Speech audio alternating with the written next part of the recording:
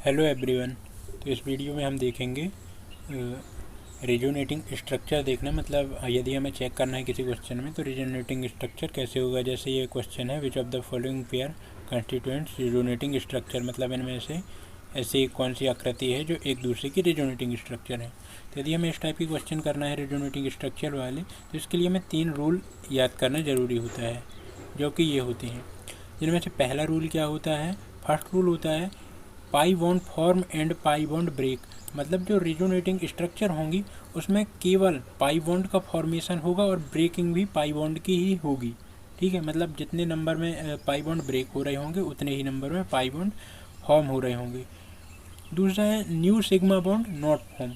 मतलब क्या है कि इसमें जो है सिग्मा बॉन्ड जो है, जो रेजोनेटिंग स्ट्रक्चर होंगे उनमें नया सिग्मा बॉन्ड फॉर्म नहीं हो सकता है। मतलब जितने शुरुआती स्ट्रक्चर में सिग्मा बॉन्ड रहे होंगे उतने ही फाइनल स्ट्रक्चर में भी सिग्मा बॉन्ड होंगे, तो सिग्मा बॉन्ड न्यू फॉर्म नहीं होगा। और तीसरा है position of atom not change. मतलब जो एटम की एक दूसरे की कनेक्टिविटी की पोजीशन होगी वो चेंज नहीं होगी।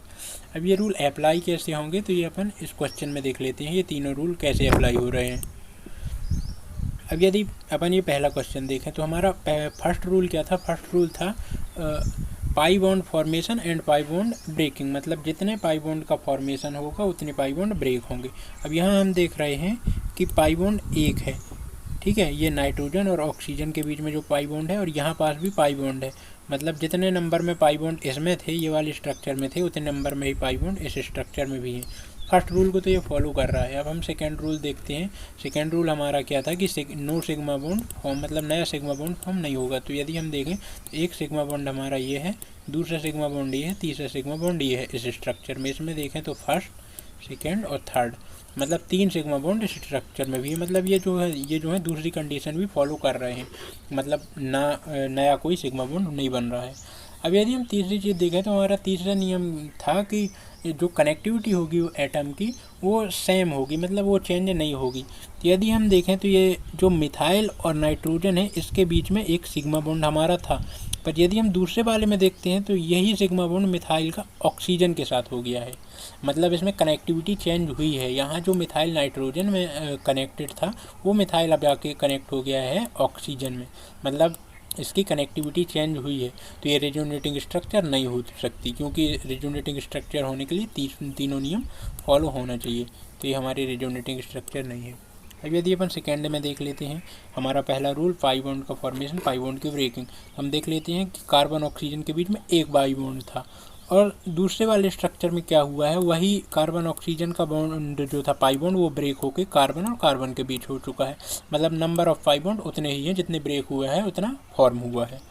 पहला रूल फॉलो हो गया। अब यदि अपन दूसरा रूल देखें तो दूसरा रूल है सिग्मा बॉन्ड का। तो यहाँ 3 सिग्मा बॉन्ड है, मिथाइल कार्बन, कार्बन ऑक्सीजन और कार्बन कार्बन। यहाँ भी 3 सिग्मा बॉन्ड है, कार्बन मिथाइल, कार्बन ऑक्सीजन और कार्बन कार्बन के बीच में। तो हमारा दूसरा रूल भी फॉलो हो गया कि जितने सिग्मा बॉन्ड पहले रहे होंगे उतने ही सिग्मा बॉन्ड दूसरे स्ट्रक्चर में भी होंगे।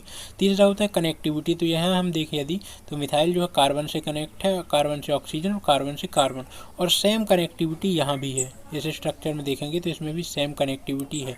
मतलब ये जो हमारा है ये पेयर जो है हमारा, ये पेयर रेजोनेटिंग स्ट्रक्चर है। तो ये दोनों रेजोनेटिंग स्ट्रक्चर हैं। तीसरे में यदि हम देखें, फर्स्ट रूल हमारा क्या था, पाई बॉन्ड की ब्रेकिंग, पाई बॉन्ड की फॉर्मेशन। तो देखें हम ऑक्सीजन और कार्बन के बीच का ये वाला जो पाई बॉन्ड है इसकी ब्रेकिंग हो रही है और फॉर्म हो रहा है कार्बन और कार्बन के बीच में ये वाला पाई बॉन्ड।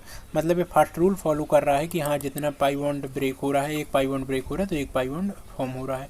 यदि हम सिग्मा बॉन्ड की बात करें तो इसमें देख रहे हैं हम कि एक न्यू सिग्मा बॉन्ड फॉर्म हो रहा है। वो कहाँ हो रहा है, तो इतनी जगह जो है यहाँ पास तो कनेक्टिविटी सेम है, पर यदि हम देखें तो ये ऑक्सीजन और हाइड्रोजन के बीच में ये एक सिग्मा बॉन्ड का फॉर्मेशन हो गया, जबकि यहाँ इस ऑक्सीजन से कोई भी हाइड्रोजन का सिग्मा बॉन्ड नहीं था। यहाँ पास एक सिग्मा बॉन्ड का फॉर्मेशन हो गया। ये जो हाइड्रोजन है ऑक्सीजन से कुछ इस तरह जुड़ा होगा। तो ये जो है ये भी हमारा पेयर जो है ये रेजोनेटिंग स्ट्रक्चर नहीं है। अब यदि हम लास्ट देखने चलें तो हमारा फर्स्ट रूल देखें पाई बॉन्ड का, ठीक है, यहाँ पास एक पाई बॉन्ड था और वही पाई बॉन्ड ब्रेक होकर यहाँ पास आ गया है। मतलब ठीक है, फर्स्ट रूल फॉलो कर रहा है कि पाई बॉन्ड तो जो है इसमें सेम थे। अब यदि हम सिग्मा बॉन्ड की तरफ जाएं तो ये दूसरे ही रूल में हमें पता चल जाएगा सिग्मा बॉन्ड की, कि इस कार्बन को यदि हम देखें तो इस कार्बन से एक CH जुड़ा हुआ है, और यहाँ हम देखें तो इस वाले कार्बन से CH2 जुड़ा हुआ है।